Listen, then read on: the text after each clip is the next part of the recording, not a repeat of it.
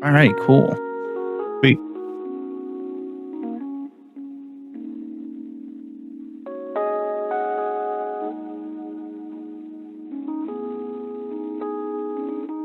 Hello, and welcome to episode 60 of the Extreme Hardware Podcast. Today, we are joined by the majority of our normal lineup and our special guest, but we'll go down the list of who you already know first, and we'll start with Axifer.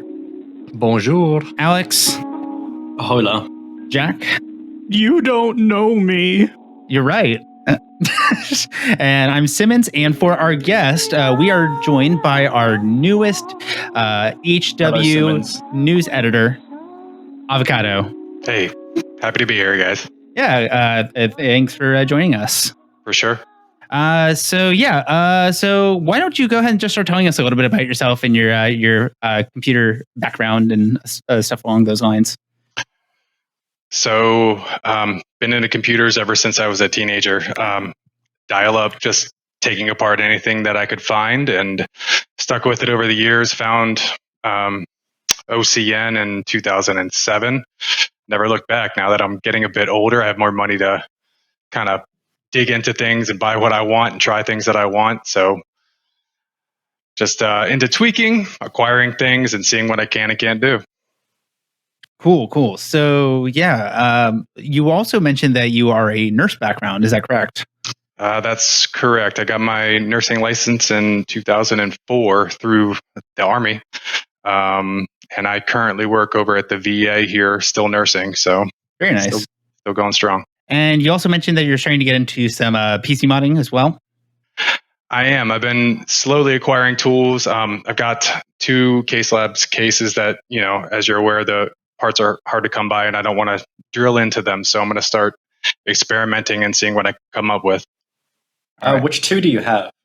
I've got the S8S and TH10A. Wow. Oh, nice. Oh, I'm jealous of the TH10. I've been after an SMA 8 for ever. Yeah. Yeah.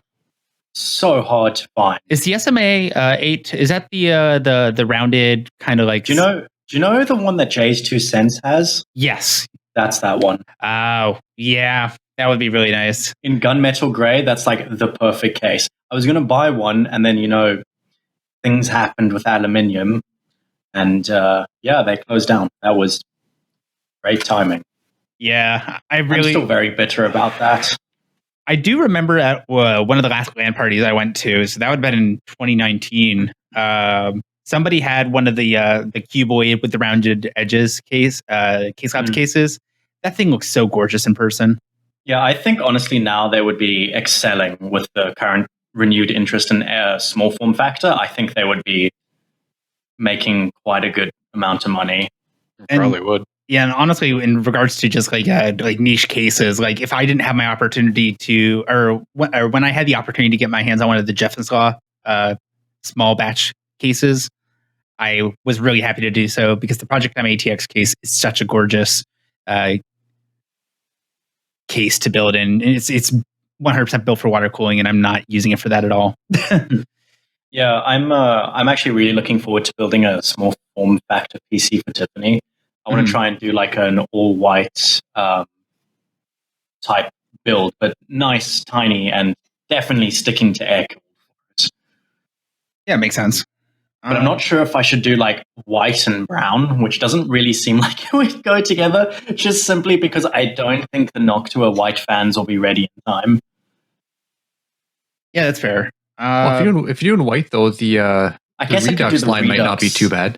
Yeah, because what she said she wanted is a pastel-y build, and I'm like, computer parts don't really come in pastel colors. I'm sorry. I mean, unless you want pink. Yeah, no, should be fine with pink. But then the problem with pink is finding bits that will match, because the pinks tend to never be the same pink. That's true.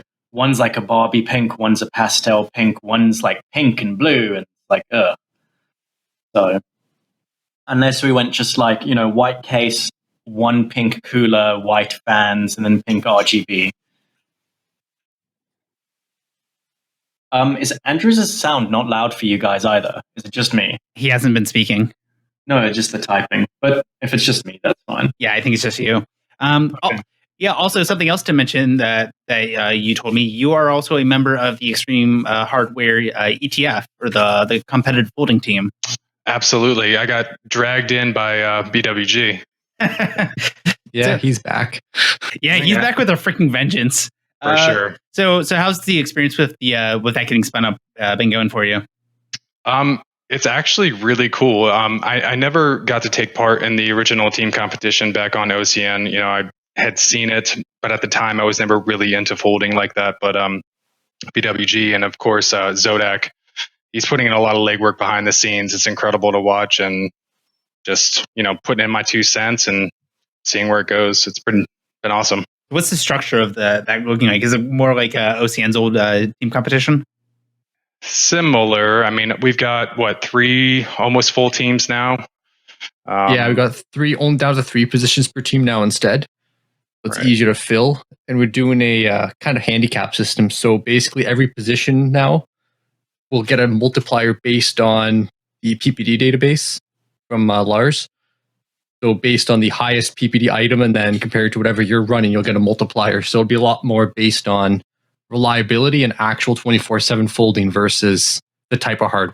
Oh, that's interesting. Correct. Yeah. So like in my particular category, I'm running in the NVIDIA category against Bastion and I forget who else. Yes. So the multiplier in his case being the highest card is 1. I think I'm at like a 4.14 multi. I don't know what you have.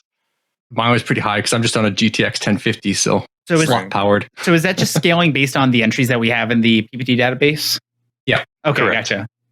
Okay, that's so you can still get stuck with some bad work units. Like if you're on AMD and you get like the 17,000 work units that like are half PPD, kind of sucks if you get a few in a row, but it is what it is. It's still folding. It's still science.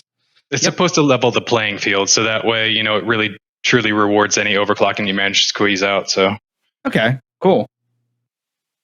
All right. Well, we're happy to have you here, and let's go ahead and get right on to our very first topic. So, I think most everybody here is familiar with VESA, as in the company that's responsible for the standardization of like some certain HDR standards, as well as VESA mounts for monitors. So VESA had to respond to some fraudulent listings on Taobao in regards to certain products that were being sold and being advertised with HDR 2000 specification. Now, for context, the highest specification currently offered by VESA is HDR 1400. So basically, VESA comes out and they are just like, we don't know where this came from. We don't know where this logo came from. And we're going to start taking action against this.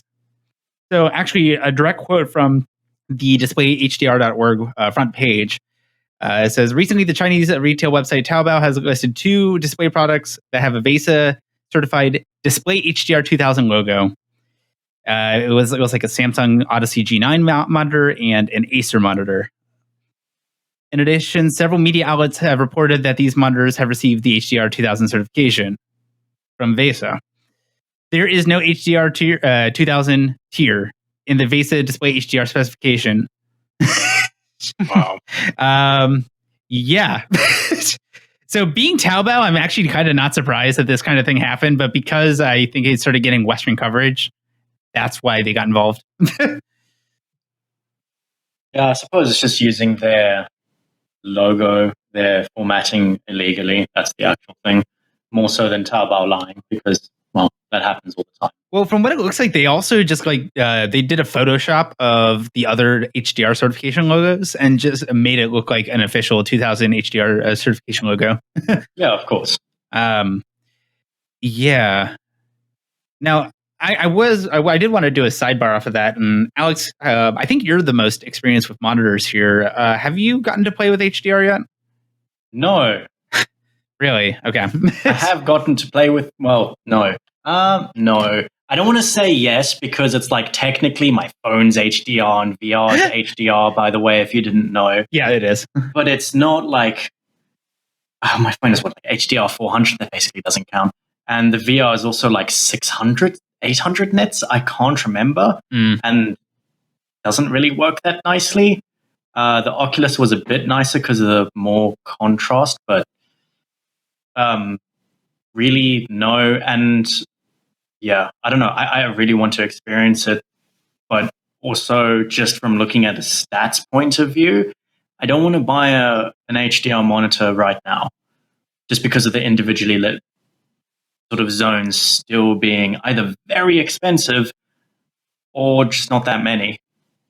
Like even the most expensive one's like 384 zones or something, and I mean, it looks pretty good, but it's really obvious in certain scenes for sure. Yeah, no, it's in scenes where you have, well, I mean, it's supposed to help contrast, but it's scenes where you have a lot of contrast. Like let's say you were in a completely black scene and there's like this big streak across, like a white streak across. You could see the squares, apparently, all the zones lit up across the screen, and that's not something I want to spend like $2,000 on a monitor to have, because it's even like 2-3 years later still pretty I don't want to say beta technology, just it hasn't gotten the interest of people yet. It's with more TV sort of interest, it'll push monitor interest as well. It's a really hard thing. Mac does have it. It's a really hard thing to show to people who don't have HDR. And let me just chime in and say, I've been converting concerts from their Blu-ray sources to HDR using my Mac Mini. Oh, cool. Using my 4K HDR TV to monitor the thing, obviously. It's an experience. HDR is really interesting, and there's a lot of cool ways that you could basically convert 709 color space to 2020 2084, which is the HDR standard. It's neat. That's what I'll say about it. Yeah. So I know in my case, like I don't have a high-end monitor by any means, but it's just one of the Asus ones with HDR. Okay. And for content-wise, it's nowhere near that great for movies and stuff. But for games that support HDR, like Destiny 2, Warframe, that have a lot of either a bright light objectives or accents, having just the HDR for that brighter light zones makes it quite a great experience.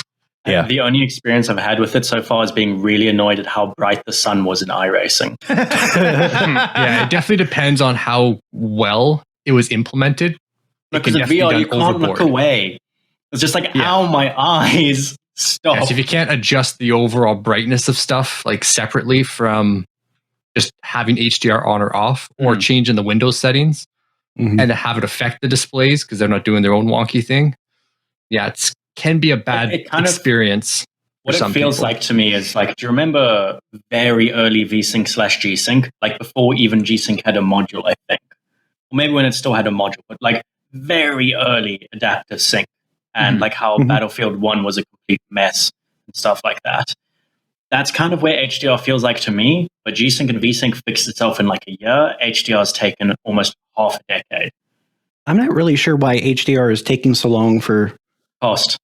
It's purely cost. Like, you see how quickly high refresh rate monitors are developing versus good color space. Good color space monitors, I honestly think like Apple is a huge pusher in this regards just because of calibrating all their displays. Also, they're bringing out Apple TV, which can be calibrated, which is amazing, by the way. Yep. That's going to swing me to buying one of anything else. Anyway, colors and contrast and sort of accuracy is such a hard selling point because it's not a number. It's not you can get 180, hertz refresh rate. You can headshot that guy in the game you're not going to play. We've also got the monitors that support HDR as an input, like a lot of the Asus TUF gaming line, but they're only 8-bit panels. My AOC one supports HDR. I turn it off because it's not good. 400 HDR or something, and I don't actually notice a difference. It just causes Windows to freak out with some HDR apps. And that's weird. Yes, there's the brightness part of it, and you're saying like the color accuracy of the panels, but like you're going from sRGB/709 to 2020 color space. Everything looks weird that isn't in 2020 color space. Yes. Yeah. So everything has to just switch one day to this new thing, or else it's never really going to be a thing. And I would say another thing that's really hard to sell customers on HDR is the fact that, like, my first experience to a high refresh rate screen was either seeing it in a store or seeing a buddy who spent $500 on one of the first gen 144 hertz panels, right? Right. When you can see it, it's great. And in regards to HDR TVs, what is the biggest complaint that we all have about going into like a Best Buy or something similar? Yeah, everything's just saturated and contrast driven up to absolute crap. Yep. It's just horrendous. And it's like, so when you don't have a good frame of reference from something you can just go and look at. Do you want to know the reference frame I use in those stores if you really want to? And I know it sounds really ghetto and stupid, but Google Maps Street View on your phone and just look at like a sunny day, not wooded area, but where there's like houses and trees. Because then like you go like, park oh or yeah, something, yeah, like trees aren't supposed to be that bloody green, you know, because it's so hard comparing TVs in a store because you're comparing complete over-contrasted and saturated crap to some other completely oversaturated crap. You know? Right. And also, I think my favorite one is like, especially like the Target in my hometown. They would use like one of those 40-port HDMI splitters that obviously had a loss in bandwidth after splitting it so frequently, so you can actually see static and artifacting on the displays. And obviously, and I think I don't know if there was a lawsuit about it or there was some there was some push to do something about it nationwide in the US, because the only displays that actually had a clean signal were the ones that were marked up to like $2,500. Oh. So yeah, I don't know. I mean, don't quote me on an actual class action or like a lawsuit or anything along those lines, but I do remember there was a distinct point when the most expensive monitors or TVs started looking just as garbage as every other TV that was in that store. Yeah, I mean, something that really is a selling point for good color accuracy for me. My first, I don't say gaming monitor, but so in 2013, I was stuck between, I needed a new monitor. I had a 1080p TN panel piece of crap, and I was like, maybe I should buy something better. And at that point, I had to choose between color accuracy and 120 or 144 hertz TN panel. Same price. And I went with the U27 13? I can't remember. It was a U27 Dell color accurate monitor, relatively. And the selling point for me was it didn't matter what my FPS was. I would get more sort of a better visual experience. Yeah. And one of the games that was actually the most amazing was Diablo because of just the crazy effects. I remember being just wowed by it. Because I have 165 hertz display now. It's not that color accurate. And yeah, it is nice. But being perfectly honest, I would take G-Sync plus color accuracy over high refresh rate. To what degree? Like what hertz range would you be 60 willing? hertz. Yeah, no, I'd take 60 hertz plus G-Sync. I don't think that exists, does it? But G-Sync makes a big difference when going in low refresh rate. For sure. I mean, even FreeSync now is way better than when it first came out. I'm using that right now, my 240 hertz, and it's amazing. I will say that the monitor that I use for my VR computer when I'm just taking it on the go, it is a FreeSync monitor, and that is such a noticeable quality of life improvement. Yeah, it's just kind of like, why weren't monitors always like this? What the hell? This is just should be on every monitor. Agree. Well, I mean, to be fair, when we had CRTs right before the LCD swap, most CRTs had such a wide range. CRT TV until 2018. Monitors though, like CRT monitors, they had such a wide range of available refresh rates. You didn't have FreeSync or anything, but yeah. I think it was also in which the way in which they delivered the image to you, different to LCDs, was less straining on your eyes or something like that. Honestly, I disagree because I disagree too. Really? I used to sit so much closer to the CRT screens just due to the lack of desk space. So same. Yeah. Oh yeah, I forgot about that. Yeah. The vertical thing actually mattered. Oh yeah. Yeah. God, no, that was my iMac, the colorful iMacs, which they're bringing back, by the way. Oh, those were awesome. I'm going to get one. Yeah, actually, do you know what? We've been ranting too much about screens. Let's just go into the Apple keynote event. I don't think you've got that down as one of your No. points. But Oh, yeah, we I can just forgot talk that about it. happened. Yeah, you want Yeah, to so the you want to keynote post a link to it happened- or like an overview? I will find it. And then we can And talk actually, about real it. quick, while you're pulling that up, Jack, go ahead and just say what you posted in chat. Oh yeah, the thing about the 120 G Sync and HDR. Yeah, I mean that would be my ideal monitor. 1080p, 120 hertz G Sync, HDR. I like Light Boost so much. I want it, but I know I don't need it if I'm on OLED. I don't think. Sorry, Jack, where did you post this? Oh my Just gosh. in the Twitch chat. Oh, Alex, you okay. sent the 1 hour video. No, I didn't. No, there's just a video that starts automatically playing when you pull it up. So sorry Yeah, to wait. the Twitch stream Wait, for that. Oh, yeah. Scroll down, yeah. Wait, don't you guys have autoplay blocked? Yeah, but Apple for some reason bypassed it, so I'm gonna have to update the settings again. But I've got some important breaking news that I have managed to lose. Oh, Hang on. Hey, you need to show this on stream. Oh, okay. There is a new color coming to the Corvette. Caffeine. Oh. It's brown. I don't have an easy way to do that, so I'm just gonna link it in the chat. You could do that as well. Yeah, that was the important breaking news. Thank you. That was not okay. So anyway, going back to the Apple keynote. Yeah, Right, in the keynote. So they announced a few things that none of them by themselves are spectacular, but together there's a lot of little interesting things. The iMac comes in a nice variety of colors. We got like green, yellow, orange, red, lilac, a blue, and then classic silver. That's really cool. I really like manufacturers making more colors for it. And my mom is really excited about the new iMac because she's been using one forever. Yeah, I'm going to get a red one. No, you're not. Don't be an idiot. Don't waste your RGB money. 2.0. RGB with non-selectable colors. No, you're required to purchase one of each one and just swap it out when you want to change the colors. That's So, what I'm yeah, going to do. Please no. So the iMac negatives or drawbacks are kind of similar to what they've been for, sadly, like 5 years. Unless you buy the mid-range or higher model, you only get 2 Thunderbolt ports and Wi-Fi only. If you buy the mid-range model, which is only like $200 more, your charging port has an Ethernet adapter in it.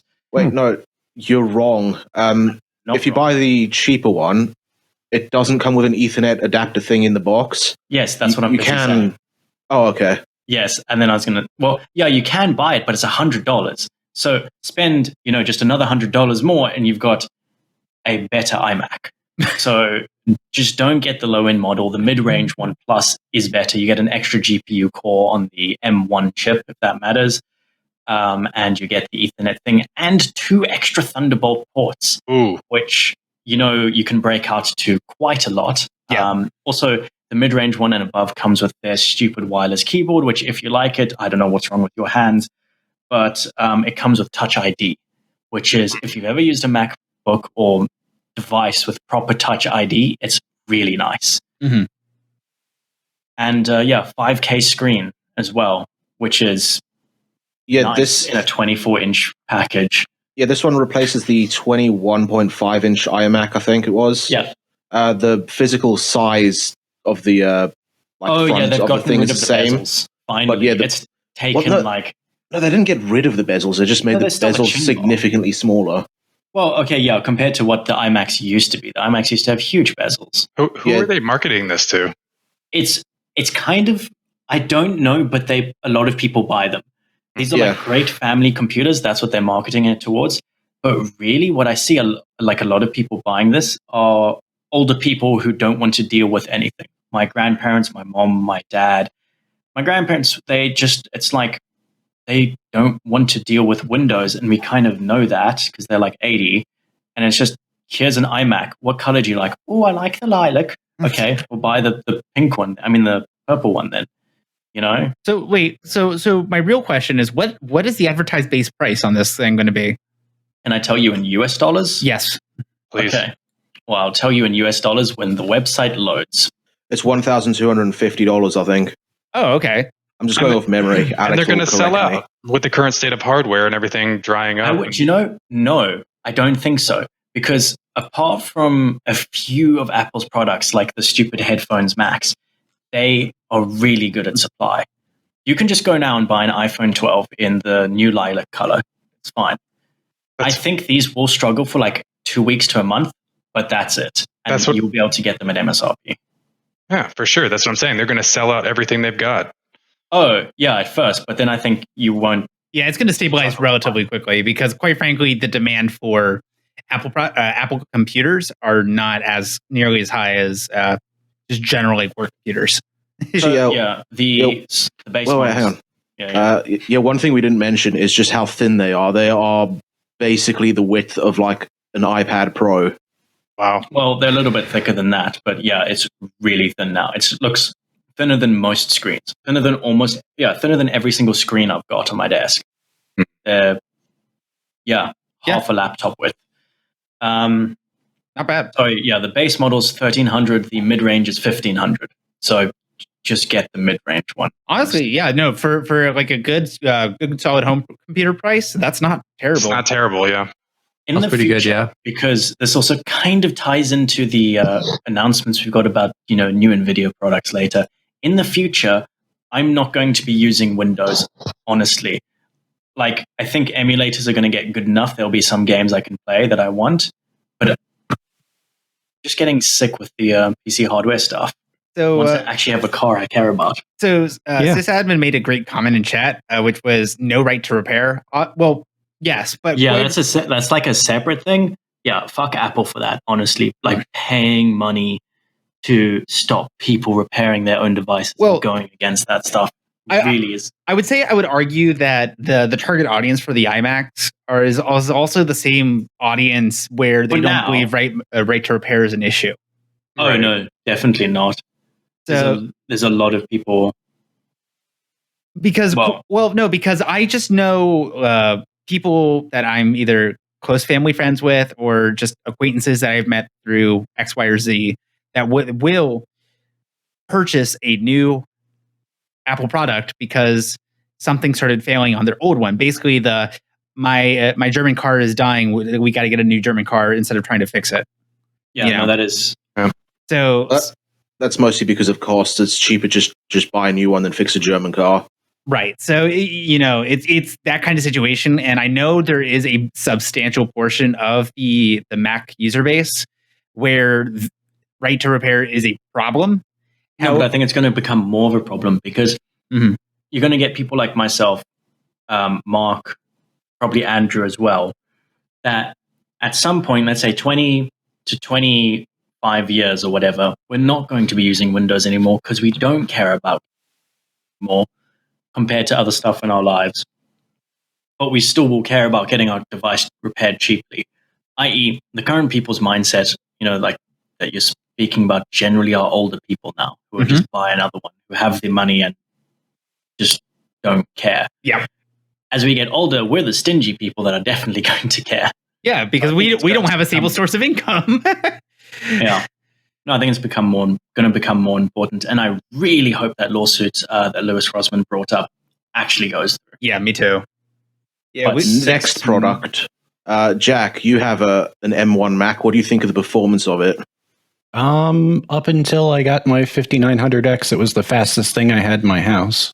It's pretty fucking quick then. Yeah. And the memory is not an issue. Anyone who says, "Oh, it only has 8 gigs of RAM," I haven't found anything that uses more. The swap isn't an issue. Don't listen to the things about the drive health thing and all the bytes written. That's all just FUD. The M1's amazing. Yeah. Everyone should switch to it. Well, that's good news then, because the iPad Pro is basically your computer. Yeah, nice. And it has LiDAR? Yeah. I think so, yeah. Oh, I'm sold. I'm going to buy one. Well, I think the thing with the Mac Minis, Jack, is you bring up a good point, is like, for what you use it for, you're right. It was probably more than you need. And your 5950X is what someone would get if they actually need to do big CAD models or massive like point clouds where they need that RAM. But unless your application needs the more than 8 gigs, the Mac Mini has enough processing power for it. Right. Yeah, it works on the stuff in RAM so quick that it's not even in there. That's what it feels like, at least. I mean, actually, I would say that's probably an operating system, just how the OS is designed underneath. It's better, less fluff compared to Windows. Well, it is absolute. I would say that it's built for the hardware that you're being sold. Yeah. So, there is more fluff. There is more eye candy things that should hurt performance, but it doesn't because there's a limited amount of hardware that it needs to support. Mm-hmm. Yeah, and I will say I do have a Mac. It's an Intel one. I do have an issue with RAM. I have 16 gigabytes, and the only issue is when I'm on Reddit with it. Wow. Yeah, that's a very niche case you got there. Yeah, that's the only time I've had issues with RAM. Other than that, it's fine. Go ahead and get support for that on Reddit. Yeah, Jack. So the iPad Pro is basically a Pro XDR screen with an Apple MacBook Mini behind it. It's got 1000 nits average brightness, 1600 nits peak brightness, True Tone, 120 hertz refresh rate, and it is, I can't remember the Adobe RGB color space it covers, but it's like 99.97. And also doesn't have 2 Thunderbolt ports natively? I don't know about 2. It's got 1, but also it's got 10,000 local dimming zones. Oh, shit. What was MSRP on that? Probably a lot. It's $1,000 starting price, I think. Wow. Okay. That's actually not bad because that could be cheaper than the iMac as well. Obviously, it's a 12.9-inch screen instead of a 24-inch screen, but screen is much more expensive. I have a question. Sorry, I have a question about the iPad thing. What's the sidecar thing in Mac OS, and can I use the iPad as a wireless HDR display while I'm editing video? Yes. Yeah. Why are people buying PCs? You can only do it with your Mac, though. It doesn't work on Windows. That's fine. Yeah. No, because I think he wants to use it with his M1. Yeah, it's just like, on one hand, Apple does a lot of crappy stuff. On the other hand, they're kind of doing the right decisions with computers at the moment. They're integrating stuff really nicely. They're bringing out products that aren't like, oh yeah, another gaming monitor from Asus. Ooh. I do think Apple are going to get rid of the MacBook Air pretty soon. No, I don't think so.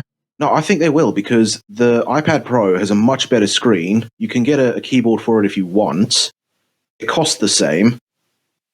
And it's the same hardware. Like, what's the point of the MacBook Air anymore? Prestige? Actually, no. Portable keyboard? No, I think if they get rid of the MacBook Pro or Air, I don't think they'll get rid of just one of them. They'll get rid of MacBooks. No, just the MacBook Air, because I've done it before. Mm-hmm. They removed the MacBook Air for a short amount of time, brought it back as the MacBook, and then brought it back as the MacBook Air again. Yeah. No, but just imagine getting rid of all laptops. They're just going to focus on the iPad Pro now. Well, because that was the other thing I was going to say is with this iPad Pro offering, since it does have the M1 chip as the main processor, it's basically doing a Surface idea. Imagine if you had that Surface connector in the side, but it was just like a female Thunderbolt port or something with supports on either side. Mm-hmm. You could just have your iPad Pro be a laptop then, and you can buy the laptop extended battery base. The issue with that is there's still a marketplace for people who need a portable full Mac OS experience. No, but what I'm saying, just put Mac OS on this. Like, I'm not saying iPad and iPad Pro. There could be now 3 lines. Well, iPad Air, bring that back again. iPad Air, iPad, and iPad Pro. And all of them can run Mac OS or iPad OS. Yeah, because it's all on the same chip. No, because that was the same thing I was going to say about the new iMac. Is it basically just was like an iPad Pro? Imagine that, right? Oh no, you see the screen's big. I was going to say, imagine you could just buy a dock that you could turn into an iMac. But they won't do that due to artificial segmentation. Well, iMac Mini. But the screen's too small. iMac Mini, I like 13-inch. unless they offered like a 15-inch iPad, which would be very interesting. Awesome. Yeah. Everything's an The iPad. the Your iPad phone, Max. iPad Mini. Bring back the iPhablets. Future. We have an iPad Nano. It's actually just the watch. No. I mean, you guys remember when smartphones were first really taking off, and we had the phablets. Where which way though? Do you remember that at first I was make it as tiny as possible? Uh-huh. Then you got the 9-inch ones. Well, because we started getting our iPads and our Android tablets, and then we started getting those hybrids, which were like the 9-inch phablets. Wait. Okay, just hang on. In 2007, the boom of the smartphone. So like 2008, 2009, and 2007. Did you have a smartphone? I didn't have a smartphone until 2014. Wow. So I didn't have one until the 3GS. When did that come out? I had the 3GS as well. That was like 2009. Late adopters. Yeah, that was my first one. Before that, it was I had my BlackBerry Pearl. So I remember in school, everyone was super jealous that I got an iPhone 3G. And the competitors at the time, I can't remember if it was Samsung. I actually think it was Samsung had there was a phone that was capacitive touch or resistive touch or whatever it's called. No, yeah, I know what you're talking about. A resistive touch Samsung phone that looked like an iPhone 3G but upside down. Yeah, no, it was so bad. And I remember people at school having it being like, no, it's the same as an iPhone. And then I just touched it and I'm like, ugh.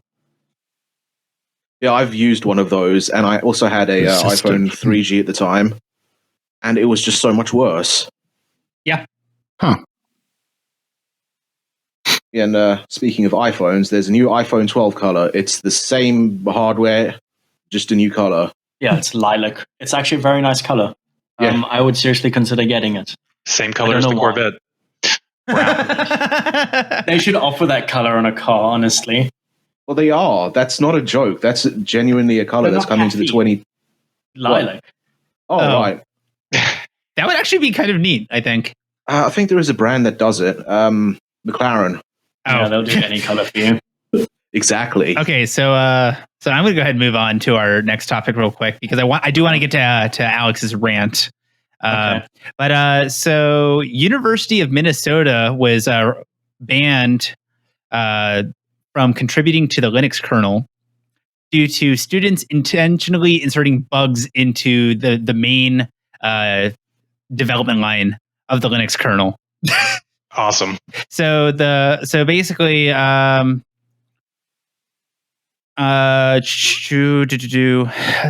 was a couple students who are claiming to do a research paper for performing experiments on trying to prove that open source software is bad because anybody can just inject their own bugs into the software. And what they ended up doing was they started intentionally injecting bugs. I think they did it about 6 separate instances throughout the duration. That caused major security issues for the Linux kernel. So University of Minnesota and the individual users who were submitting the commits. Wasn't it Michigan? Minnesota. Oh, it was Minnesota. Okay. Yeah. So both the university as a whole and then the 2 students that were participating in this project, I say with air quotes, have been banned indefinitely from submitting new commits. University of Minnesota came back and stated that they are now trying to figure out who was responsible for approving and overseeing this project because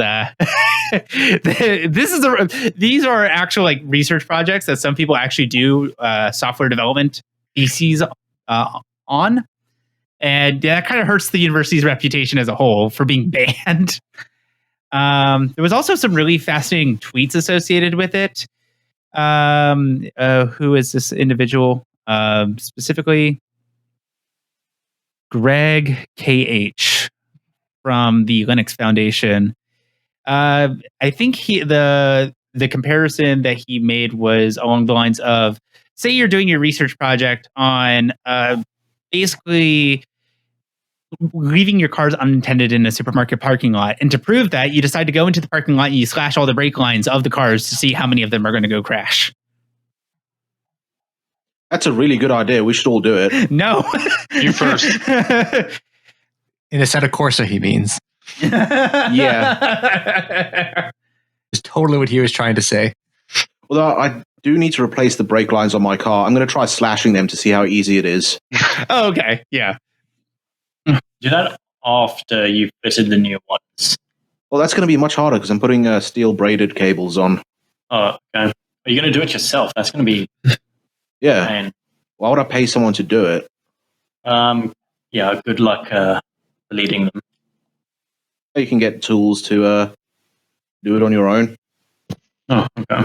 You can get the suck tools. Yes. All right. Well, that's really all there is to say about this one. Way to go, University of Minnesota. You kind of fucked up. For sure. And now on this next topic. So before the show started, Alex specifically requested that he's going to talk about this all by himself, and he wants no input from anybody else here. Sorry, Avocado. I know that you are the guest. No, it's fine. But Alex, go ahead and take it away. Ran away. So there have been leaks and an announcement. Thanks, Jack.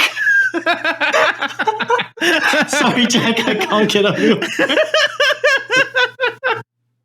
Oh, goodness. There have been leaks with regards to the 3070 Ti and obviously the announcement of the 3080 Ti basically confirmed leaks of the 3080 Ti. They are more expensive than their non-Ti competitors. They perform slightly better and no one should care about them. And yeah, that's it. Next topic. Air tags. We forgot to mention those. Air tags. Yes. Get them while Yeah. they're hot. Yeah, they're actually pretty cheap. I think they're like $25 each or $90 for a pack of 4. Yeah, they're Something- slightly cheaper than tiles, but look exactly the same. And tiles already looking at Wait, What? No, potentially they don't. taking action.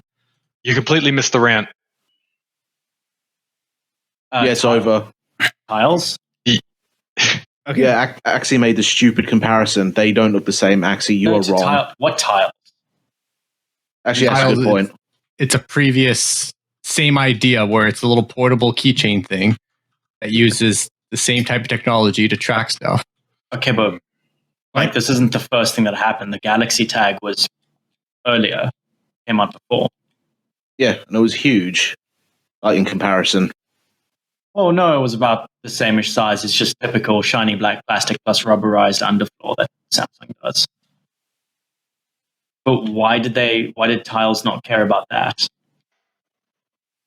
I think I'm trying to remember exactly what happened with it. I only briefly saw the article earlier, but there was something about how Tile was trying to implement the same type of functionality and Apple was blocking it. They couldn't actually do it. And then Apple came along and just did the same exact thing that Tile was trying to do on the Apple platform in the ecosystem. Oh, yeah, that happens a fair amount. Apple's really nice like that. Yeah, I'm not sure. I bet you that lawsuit will go nowhere as well, because probably something in the fine print of like anything you develop on the App Store, we can just, take and implement ourselves. Of course. No, there will be. So, Simmons, what is the next topic then? Wow, that was a really short rant. Okay. I was expecting you to actually go on that for a lot longer until Tile was brought up. Yeah, you No. missed the entire thing. Yeah, that's Yeah. fine. Okay. This is in regards to the new Chia cryptocurrency. Mm. So this is a up and coming storage based cryptocurrency, kind of similar to, I believe, Monero, but not.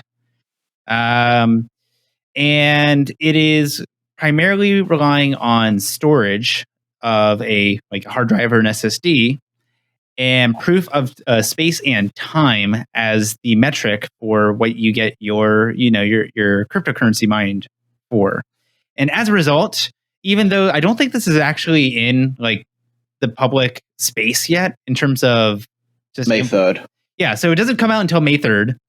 And already in Hong Kong, we're seeing some decent markups on SSDs and large scale hard drives. Andrews, you posted a chart earlier. Yeah. So in Hong Kong, we're already seeing anywhere from 30% to 66% price increase for 18 terabyte and 16 terabyte hard drives from various vendors. Now, from what we have heard, Axie also has been affected by these price changes. Yes, except not in the way you expect. I'm currently looking at upgrading my Unraid servers from a bunch of 6 terabytes to 12 terabytes Iron Wolf drives. And I happened to log on this week figuring, well, I may as well buy a couple in case they go up in price. At least I'll have some. And they were actually on sale in Canada for about 15% off, just not in stock till next week. So I ordered 2. It's fantastic. If it ends up being a complete crash where this is just some weird crypto that doesn't actually take off because the proof of work balloons way too fast like Ethereum did in the early days, where no one can actually make anything unless you have a massive farm. But dealing with hard drives, with how much power they can use, that's going to be a pretty huge power scaling. And the fact that a lot of hard power supplies don't deal very well with a lot of things spinning up at once or maintaining IRPM. So it might mean a lot of now low power, high quality power supplies are now going to be out of stock as well, on top of the high power ones for GPU mining. Well, so that's going to make a lot of pre-built and OEM PCs and just low-end power supplies also become more expensive in the coming months. And you're going to see a lot more of these stupid adapters and rigs to hook up multiple things, and a lot of these Raspberry Pi NASs. If someone manages to get this thing to run on a Raspberry Pi compute or something with a bunch of SATA drives attached to it, because it just needs supposedly storage and time, not so much performance, which means you could run this on basically any PC as long as you can power the drives. So capacity is the objective, not necessarily read write. From what I've initially seen, yeah, it's mostly just space and time, not actual performance. Yeah, so I went to the chia.net site for their FAQ, and they're saying, what is proof of space and time? It's a cryptographic technique where providers show that they allocate unused hard drive space for storage space. In order for in order to be used as a consensus method, proof of space must be tied to proof of time. Proof of time ensures that the block times have consistency in the time between them and increases the overall security of the blockchain. Now, the thing that's curious about this crypto is, unlike the last big storage-based crypto, once again, I don't think it was Monero. I think it was something else, but it was Sia Coin. Sia Coin, right? I was in on that one in the early. So the way that I understand Sia Coin was, it was basically a blockchain cloud network of storage that you could just utilize and rent. That was basically all it is you basically stored a portion of the blockchain on yours in a weird way. So it was encrypted, so you couldn't access the files of people that were using it. But again, I was part of that. It ballooned so fast with its proof of work requirements that most people couldn't actually make use of it. Now, from what I'm seeing from the initial information about this new Chia Coin, is rather than storing the user data, it's only being used to store portions of the blockchain itself and to handle transactions based on basically a database that's being stored on your unused space. So I'm not really 100% sure what the entire point of this crypto is going to be in regards to why, or what is the end user result of this existing, aside from an improved blockchain. And sure, improved blockchain sounds neat and all, but we have hundreds of those at this point. Right.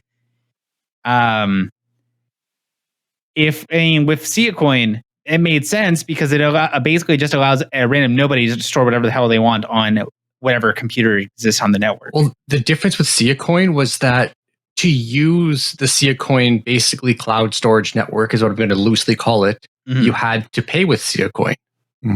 Or have your own hard drives running, gain and use Sia Coin you could use. So not anyone could just use it. You had to actually be actively partaking in it. Whereas this Chia Coin, it seems to just be another way to make a coin that's unique, that can't be farmed by GPUs or ASICs. So, I mean, we'll see how that happen when you have just someone with a crap ton of high performance USB 3.0 flash drives or something else plugged in that's just, here's a bunch of bulk storage that's nice and easy that doesn't need to be fast. It What will if take people off. end up finding out that the Radeon SSG ends up being really good at this?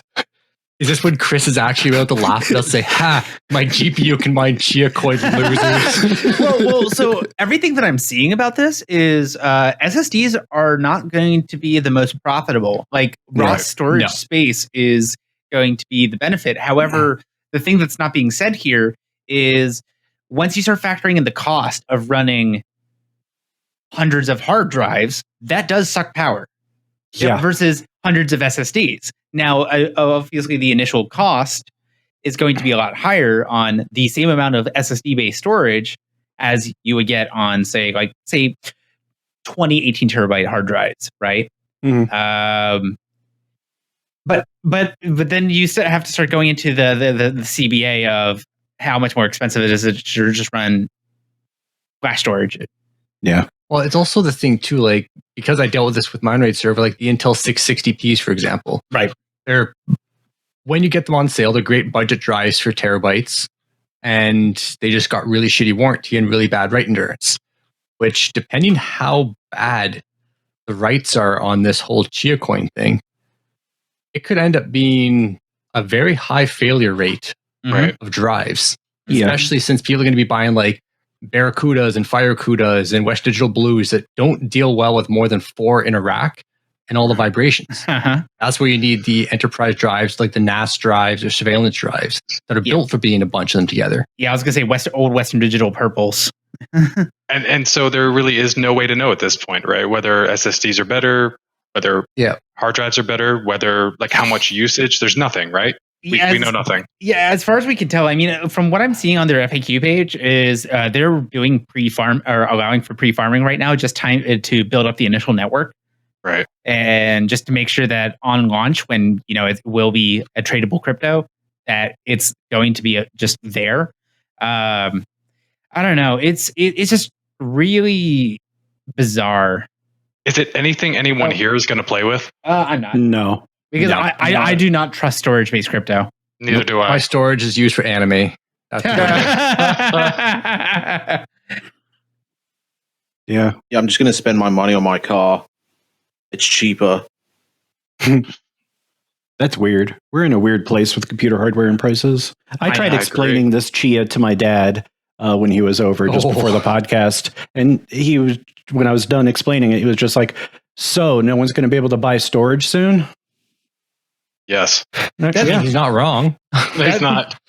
I mean, that's basically what I'm getting out of it, because quite frankly, what I expect to happen Because is no, but also, if we aren't going to do it, doesn't mean that there aren't going to be thousands Yeah. upon thousands of people who will. Oh, they and don't will. understand the lack of profit or yeah. the risks associated or anything like that. Actually, do you know what I expect to see the biggest price inflation on is HBAs. Is what? HBAs, I like, don't, like drive I don't think adapters. so. Oh, Because- Well, so No, they're so easy to make.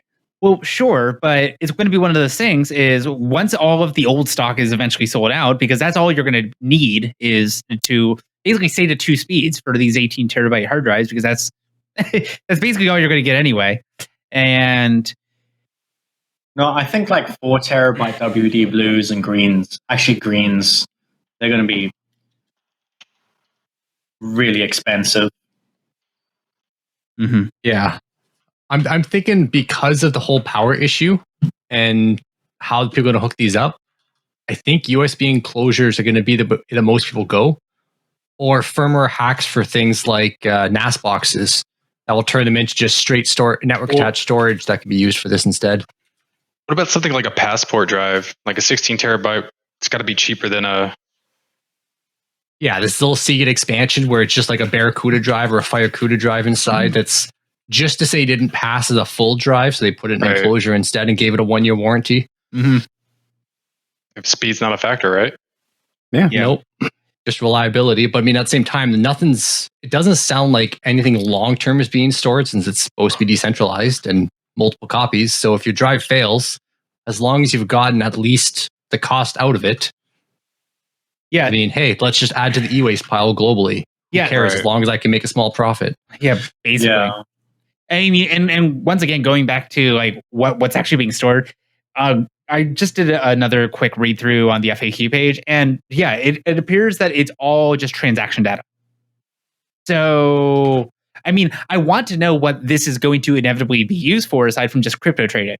Right? Yeah. Because if there's a practical application that you can apply this kind of distributed storage and transaction-based thing, then that's interesting. But as of right now, it's just like, nope, this is just another quick way to start trading some more cryptos.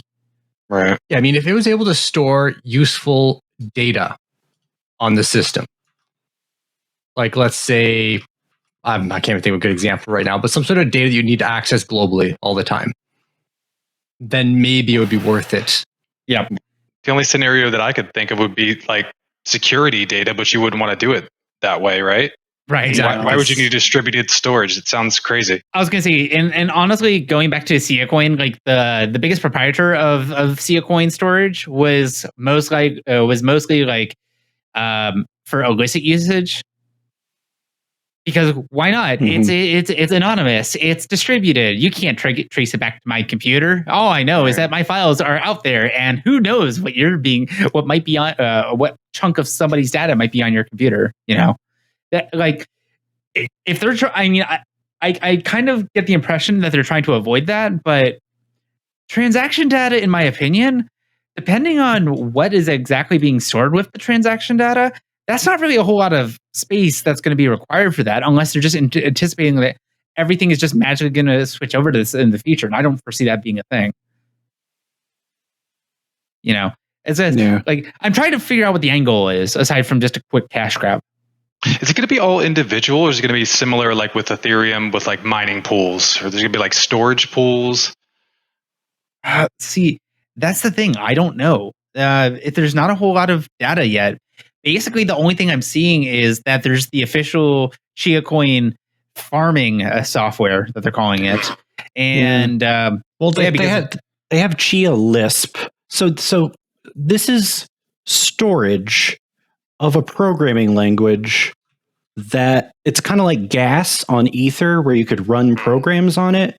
Except, yeah, I'm still not seeing where's the value in this. Why even make this? No. Why just make? I mean, I could understand if this was just the ledger storage for something else, another coin. Mm-hmm. But people need to stop making these because they're doing some chess that I am not able to perceive in reality. It's like a real-time pump and dump, just like it's the Wild West stock market type stuff. I was gonna say, I mean, if you're really interested in that, you should just hang out on Wall Street Bets for a few hours. That crap's wild. Let me tell you. Just go the conspiracy route, Jack. This is just it's a bunch of hard drive manufacturers that are pissed because everyone's buying SSDs now. So let's develop a coin that needs hard drives to make people buy more of them. What if that was true, though? That'd be hilarious. Just put all of your money in Dogecoin.